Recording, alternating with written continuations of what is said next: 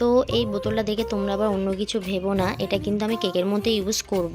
আর এটা আমাকে কাস্টমারই কেকের মধ্যে বসাতে বলেছে, তো আমি কাস্টমারের কথাতেই কেকের মধ্যে এই বোতলটা বসিয়ে দিয়েছিলাম। তো আমি কেকের মাঝ বরাবর একটা লেয়ার একটু কেটে নিয়েছি কেক বোতলটার সাইজে। তারপর আমি বোতলটা র্যাপিং দিয়ে র্যাপ করে বসিয়ে দিয়েছি মাঝ বরাবর। আর এই কেকটা যে অর্ডার করেছিল সে তার হাজব্যান্ডের জন্য কেকটা অর্ডার করেছিল। আর কেকটা ফ্লেভার ছিল রসমালাই ফ্লেভার।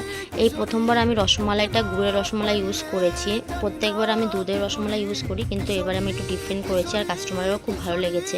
আর তোমরাও যদি এরকম থিমের কেক নিজের বয়ফ্রেন্ড বা হাজব্যান্ড বা ভাইদের জন্য অর্ডার করতে চাও তাহলে আমাকে কিন্তু ইনবক্স করতে পারো।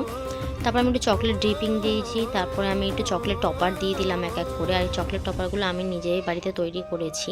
এরপরে আমি একটা বর্ডার করে নিয়েছি, এবার নন এডিবল কিছু বল দিয়ে দিলাম, এগুলো গোল্ডেন কালারের, এগুলো খাওয়া যাবে না। তারপরে কিছু চকো চিপ দিয়ে দিয়েছি। এরপর আমি কিছু স্প্রিঙ্কেল দিয়ে দেবো হোয়াইট কালারের, যাতে কেকটা আরও বেশি সুন্দর লাগে। তারপরে একটু সিলভার কালার ডাস্টও করে নেবো। এরপরে কাস্টমার আমাকে যে নামটা লিখতে বলেছিল সেটা আমি নিচে বোর্ডে লিখে দিয়েছি পরে।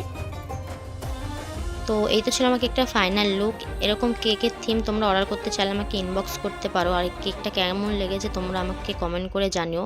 আমার ভিডিওটা লাইক শেয়ার করে দিও আর আমাকে ফলো করতে ভুলো না। আমার ভিডিওটা দেখার জন্য অনেক অনেক থ্যাংক ইউ।